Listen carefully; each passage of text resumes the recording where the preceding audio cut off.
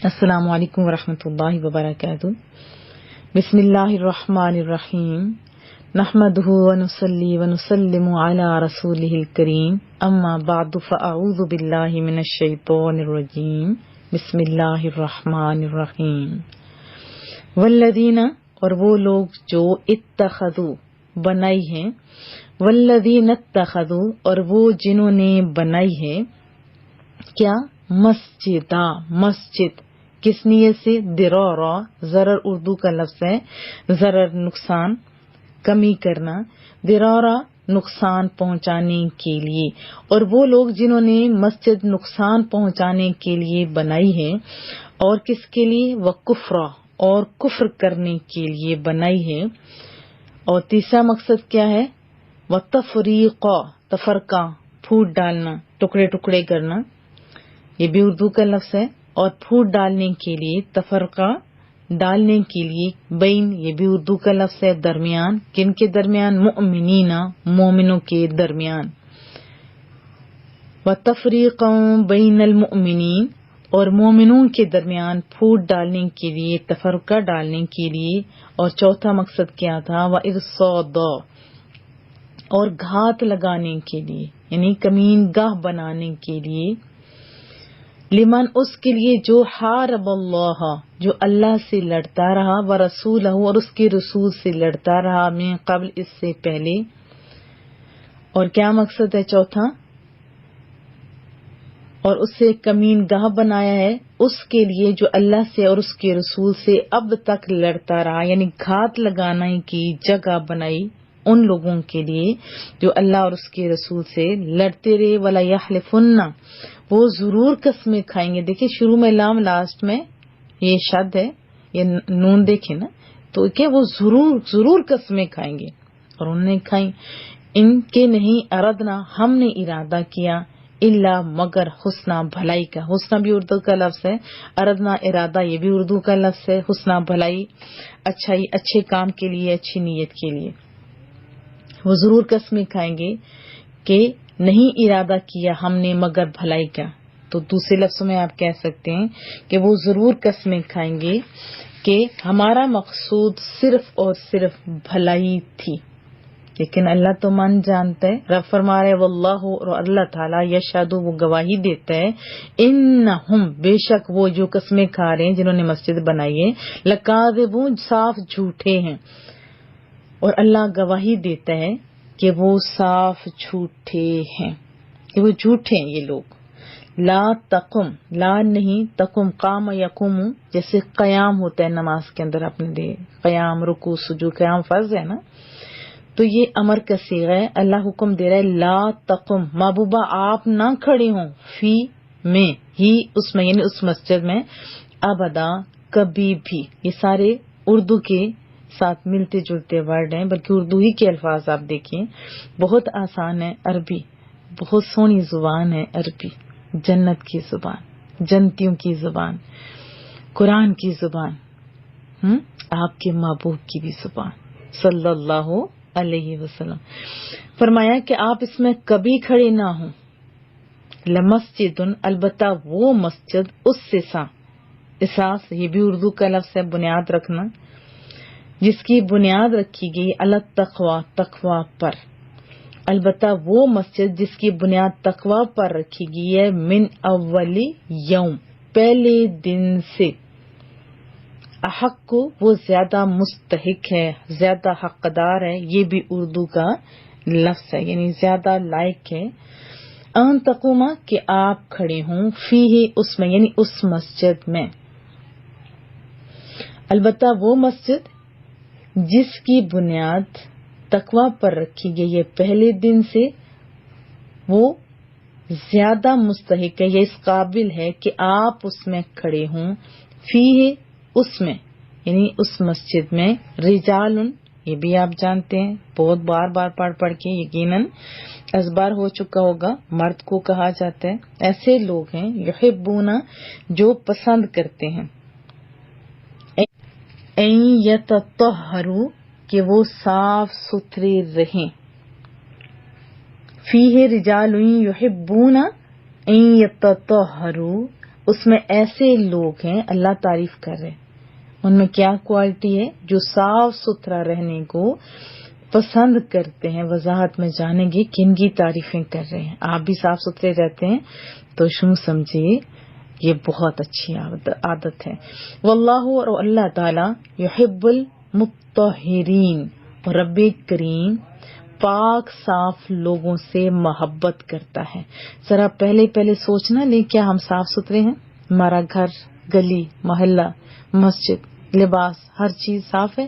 صاف ہے تو اللہ محبت کرتا ہے۔ افمن، تو کیا وہ جس نے اسسا، جس نے بنیاد رکھی، بنیان ہوں، یہ بھی بنیان کیا ہوتا ہے؟ ایک تو بنیان وہ ہوتی ہے جو پہننے والی ہوتی ہے، تو یہ بنیاد مراد ہے۔ بنیان ہوں، اپنی عمارت کی، علی تقوی من اللہ کے تقوی پر، اور ورضوان، اور رضا جوئی کے لیے، خیر، بہتر ہے۔ افمن اسس بنیانہ علی تقوی من اللہ ورضوان خیر، تو کیا وہ شخص جس نے اپنی عمارت کی بنیاد اللہ کے تقوی پر رکھی ہے اور اس کی رضا جوئی پر رکھی ہے، بہتر ہے؟ ام، یا من اسسا، جس نے بنیاد رکھی ہے، بنیانہ، اپنی عمارت کی، اپنی بلڈنگ کی، علی، پر، شفا کہتے ہیں کنارہ، شین کے نیچے زیر ہو تو شفا ہوتی ہے، جیسے بیماری سے شفا، اور زبر ہو تو شفا، اس کا معنی ہوتا ہے جیسے کنویں کا کنارہ، اس کے بارے میں بولا جاتا ہے۔ اس کی وضاحت میں نے غالباً کی تھی سورہ آل عمران کے اندر، وَكُنْتُمْ عَلَى شَفَا حُفْرَةٍ مِّنَ النَّارِ، اور تم آگ کے گڑھے کے کنارے تک پڑھا تھا، وَكُنْتُمْ، اور تم تھے، عَلَى شَفَا حُفْرَةٍ مِّنَ النَّارِ، یعنی آگ کے کنارے تک پہنچ چکے تھے۔ تو یہاں کیا مراد ہے وہ بھی ہم انشاءاللہ وضاحت میں پڑھیں گے۔ شفا کنارے پر، جرفن کھائی کی، یعنی کمزور کھوکھلی جگہ، ایسا ہوتا ہے نا جیسے نالا، لئی یا سمندر، یا بہت تیز پانی جہاں سے گزرتا ہے، اس کا اتنا تیز بہاؤ ہوتا ہے کہ وہ ارد گرد کی جگہ کو کاٹ دیتا ہے، اور پھر وہ ایسا ہوتا ہے، لگتا تو ہے وہ ساتھ ہے لیکن لگتا ہے ایسے وہ جیسے گرنے کے قریب ہو۔ تو کتنی سونی مثال دی ہے رب کریم نے۔ یا وہ جس نے بنیاد رکھی اپنی عمارت کی، علی شفا کنارے پر، جرفن کھوکھلے، ہارن گرنے والا، ہا و را اس کا روٹ ورڈ ہے، ہار، وہار اور مہار، یہ ویران کنویں کو بھی کہا جاتا ہے۔ اس کے علاوہ کمزور، اسی مناسبت سے کمزور اور جیسے لاغر انسان ہوتا ہے اس کے لیے بھی بولا جاتا ہے۔ فنہارا، پس لے گری، یا ہارن گرنے والا، فنہارا، پس وہ گر پڑا، یعنی گرنے والا تھا وہ گر پڑا، بھی اس کے ساتھ، فی نار جہنم، دوزخ یعنی جہنم کی آگ میں۔ یا وہ جس نے اپنی عمارت کی بنیاد رکھی وادی کے کھوکھلے دہانے کے کنارے پر، جو گرنے والا ہے، پس وہ گر پڑا اسے لے کر دوزخ کی آگ میں۔ واللہ، اور رب کریم، لا یہدی، نہیں رستہ دکھاتا، نہیں ہدایت دیتا، کامیابی یعنی نہیں دیتا، قوم الظالمین، ان لوگوں کو جو ظالم ہیں، اور اللہ تعالی راہ حق پر ظالم قوم کو نہیں چلاتا۔ وہ جو پیچھے تھا نا، جنہوں نے نام تو مسجد کا رکھا، نیتیں ان کی غلط تھیں۔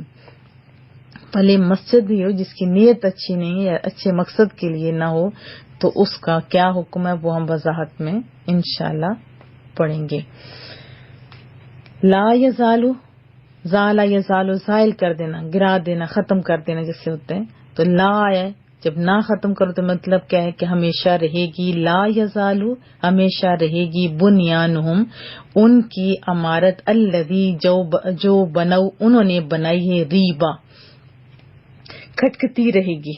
ریب کہتے ہیں نا شک کو، یا اسے ہم نے ابتدا میں پڑھا تھا کہ لا ریب فی، اس میں کوئی شک نہیں، ابتدا میں ذہن میں کیا ڈالا کہ پکے عقیدے والے لوگ ان کے ذہنوں میں شک نہیں ہونا چاہیے. ٹھیک ہے.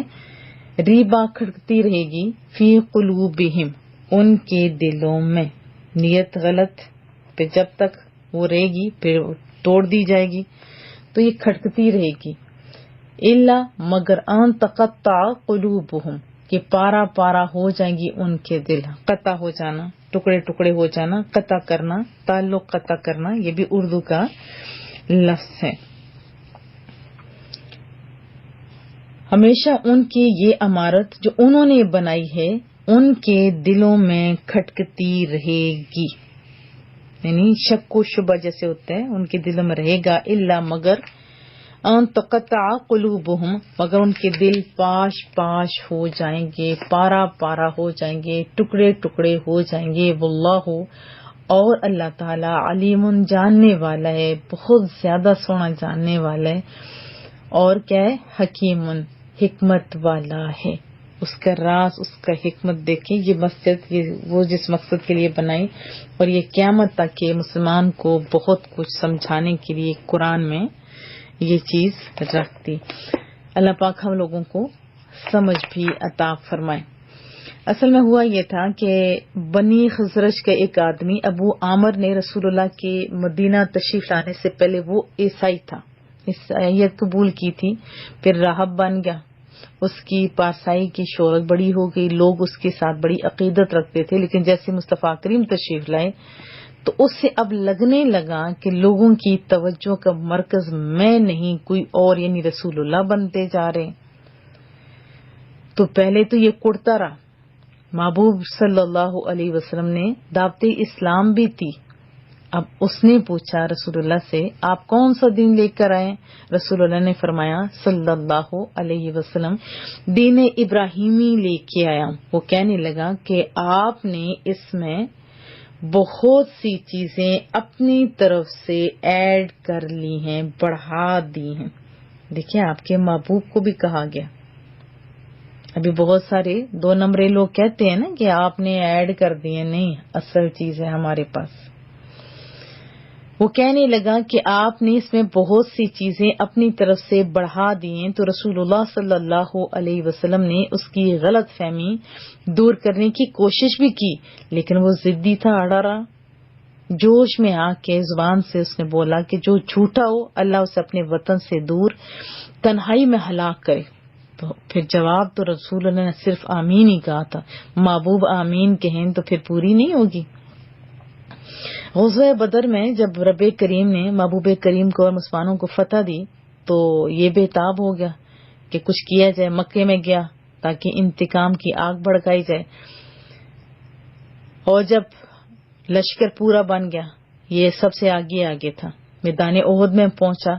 خیال کیا تھا کہ جو پرانے عقیدت مند ہیں جیسے مجھے دیکھیں گے دوڑے چلے آئیں گے، لیکن جنہوں نے رسول اللہ کا رخ انور دیکھ لیا ہو کیا وہ دوڑ سکتے ہیں؟ بتائیے.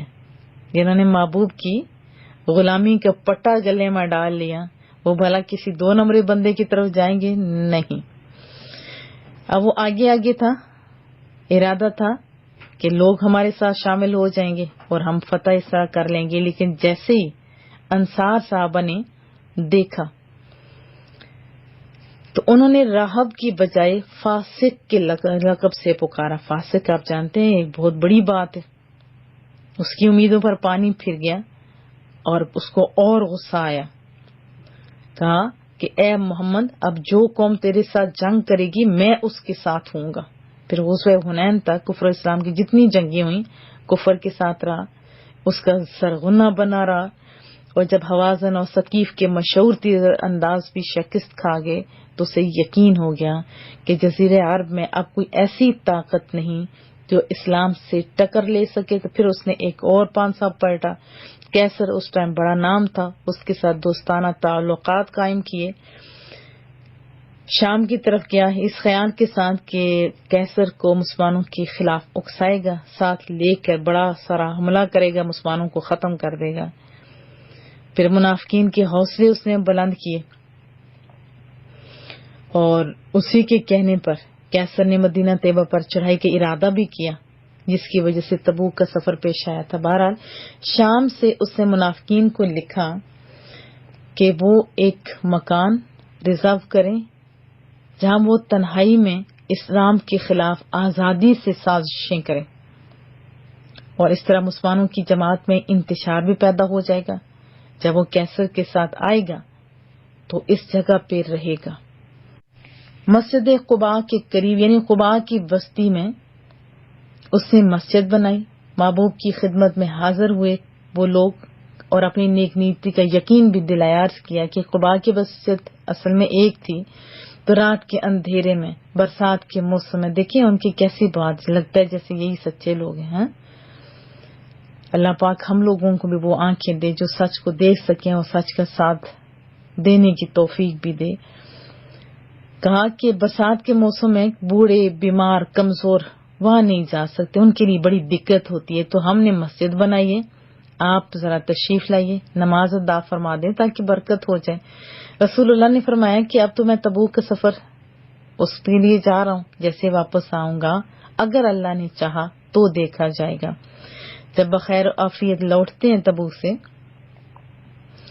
اور مدینہ کے قریب پہنچتے ہیں، منافقین کا ایک وفد اپنی وہی عرضداشت لی اور حاضر ہوا. اس وقت جبریل امین تشریف لائے، محبوب کریم کو پیغام دیا، یہ آیات اتری اور حکم دیا کہ اس مسجد کو یعنی یہ نقصان، یہ ساری باتیں بتا دیں. پھر مسلمانوں کو رسول اللہ صلی اللہ علیہ وسلم نے حکم دیا کہ جاؤ اور اس مسجد کو خاک میں ملا دو، اسے آگ لگا دو.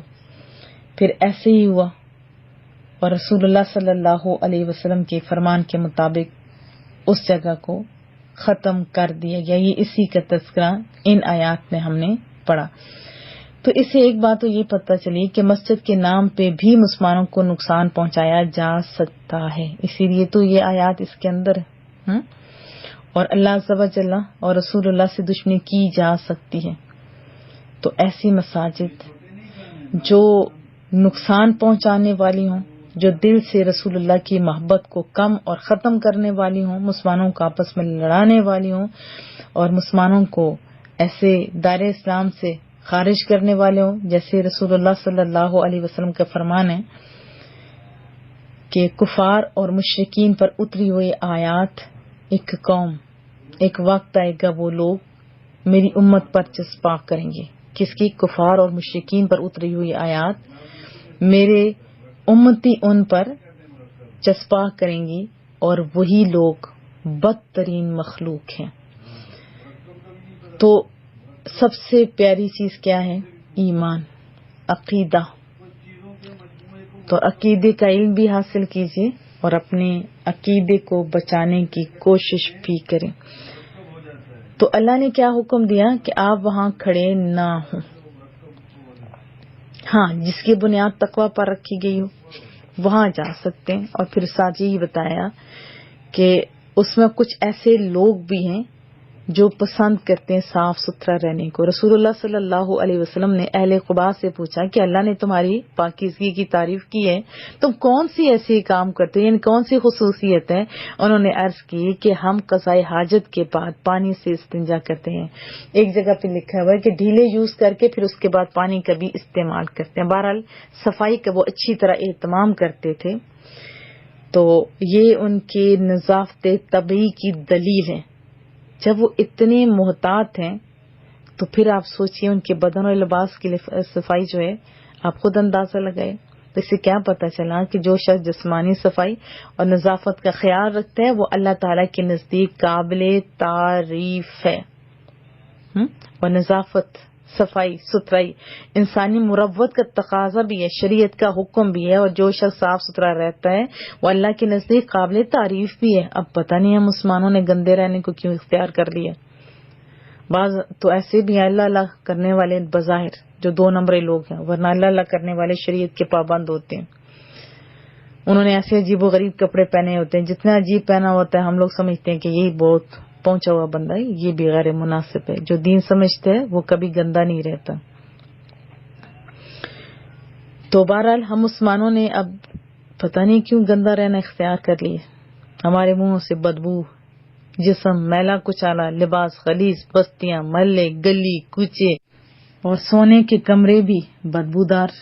موسٹلی تو ایسا بھی ہوتا ہے، اور بعض نے خالی اندر صفائی کی ہوئی ہوتی ہے تو باہر گند اکٹھا کر کے پھینکا ہوا ہوتا ہے، تو گویا عفونت کا گڑھ.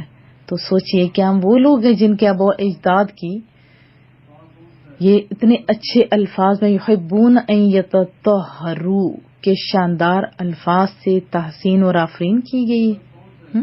اس کے بارے میں ہم پڑھیں گے، لیکن پہلے پڑھے تھے مساجد کے بارے میں. چند اقوال آپ کو سنا دیتی ہوں اپنے محبوب کریم کے. ٹھیک ہے. حضرت انس سے روایت ہے، رسول اللہ نے فرمایا کہ قیامت کی نشانی یہ بھی ہے کہ لوگ مسجد تعمیر کرنے میں فخر کریں گے. یہ نسائی کی ہے. اور ہم لوگ بھی کیا کرتے ہیں، بہت خوبصورت اور بہت کچھ تعمیر کے لیے کرانی چاہیے، لیکن فخر کے لیے نہیں، اللہ کی رضا کے لیے ہونی چاہیے. ٹھیک ہے. ایک بات تو ہمیں پتہ چلی کہ ریاکاری سے ہم لوگ جو یہ اہتمام کرتے ہیں یہ مناسب نہیں ہے. اللہ اکبر. تو مدعا کیا ہونا چاہیے؟ صرف اللہ کی رضا. پھر رسول اللہ صلی اللہ علیہ وسلم کا فرمان ہے، حضرت انس بن مالک راوی ہیں، فرمایا کہ قیامت قائم نہیں ہوگی جب تک کہ لوگ جب مسجد کے معاملے میں فخر کرنے لگ جائیں گے. بحوالہ ابن ماجہ. حضرت انس سے روایت ہے رضی اللہ تعالیٰ عنہ، رسول اللہ صلی اللہ علیہ وسلم نے فرمایا کہ لوگوں پر ایک ایسا زمانہ آئے گا جس میں وہ مسجدیں تعمیر کرنے میں ایک دوسرے پر فخر کیا کریں گے اور انہیں آباد کم کیا کریں گے. ایسا ہی نہیں ہو رہا آج کل. دلوں کا حال سونا رب جانتا ہے. اگر نیت اچھی ہے، بنیاد اچھی ہے تو آپ ہیں خوش نصیب. ان آیات سے ہمیں یہی تو پتہ چلا ہے نا. اور کچھ مساجد ایسی ہیں جن کو، ویسے تو ساری مساجد اللہ کے گھر ہیں لیکن زیادہ فضیلت ہے. جیسے حضرت ابو ہریرہ رضی اللہ تعالیٰ عنہ سے روایت ہے، رسول اللہ نے فرمایا صلی اللہ علیہ وسلم، میرے گھر اور میرے ممبر کے درمیان کی جگہ جنت کے باغوں میں سے ایک باغ ہے اور میرا ممبر میرے حوض پر ہے.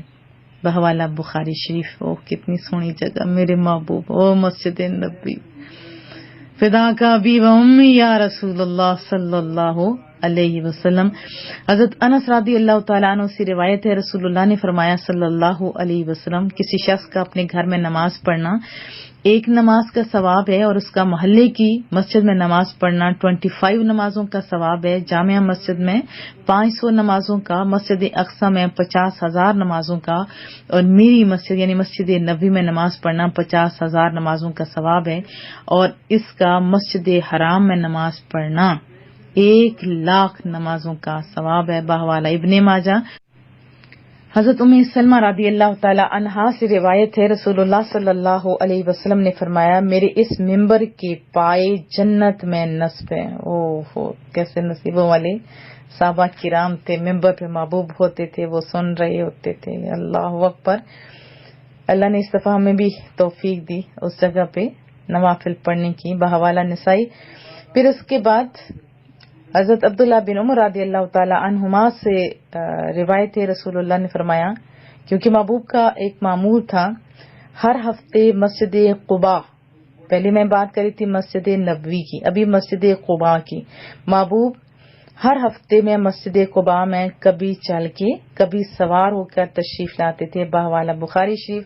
حضرت سہل بن حنیف رضی اللہ تعالیٰ عنہ سے روایت ہے، رسول اللہ نے فرمایا، جو شخص اپنے گھر سے نکلے پھر مسجد قباء میں آ کر نماز پڑھے تو اسے ایک عمرے کا ثواب ملے گا. میرے پاس بہت ساری احادیث ہیں جس میں یہی لکھا ہوا ہے کہ مسجد قباء میں نماز پڑھنا کتنا ثواب ہے، عمرے کے برابر. بحوالہ ترمذی شریف. اور بات کر رہی تھی صفائی کی، تو آپ نے آج سے صاف ستھرا رہنا ہے انشاءاللہ، کیونکہ قرآن کریم میں سورۃ البقرہ میں ہم پڑھ کے آ چکے ہیں، ان اللہ یحب التوابین و یحب المتطہرین، بے شک اللہ بہت توبہ کرنے والوں سے بھی محبت کرتا ہے اور خوب صاف ستھرا رہنے والوں کو بھی پسند کرتا ہے. حضرت ابو مالک اشعری رضی اللہ تعالیٰ عنہ سے روایت ہے، رسول اللہ صلی اللہ علیہ وسلم نے فرمایا، کیا پاکیزگی نصف ایمان ہے۔ بحوالہ مسلم شریف حضرت عائشہ صدیقہ رضی اللہ تعالی عنہا سے روایت ہے، رسول اللہ صلی اللہ علیہ وسلم نے فرمایا، بے شک اسلام صاف ستھرا دین ہے، تو تم بھی نظافت یعنی صفائی حاصل کیا کرو، کیونکہ جنت میں صاف ستھرا رہنے والا ہی داخل ہوگا۔ اور ایک روایت میں ہے کہ جو چیز تمہیں میسر ہو اس سے نظافت حاصل کرو۔ اللہ تعالیٰ نے اسلام کی بنیاد صفائی پر رکھی ہے، اور جنت میں صاف ستھرے رہنے والے ہی داخل ہوں گے۔ حضرت سہل بن حنظلہ رضی اللہ تعالی عنہ سے روایت ہے، رسول اللہ کا فرمان، جو لباس تم پہنتے ہو اسے صاف ستھرا رکھو، اپنے سواریوں کی دیکھ بھال کیا کرو، اور تمہاری ظاہری حیت یعنی جو حلیہ وغیرہ ہوتا ہے ایسی صاف ستھری ہو کہ جب لوگوں میں جاؤ تو وہ تمہاری عزت کریں۔ صاف ستھرے بندے کی تو بندہ عزت کرتے ہیں نا، آپ جانتے ہیں۔ پھر حضرت علامہ عبد الرؤف مناوی رحمۃ اللہ علیہ فرماتے ہیں کہ اس میں اس بات کی طرف اشارہ ہے کہ ہر وہ چیز جس سے انسان نفرت اور حقارت محسوس کرے اس سے بچا جائے، خصوصاً حکام اور علماء کو ان چیزوں سے بچنا چاہیے۔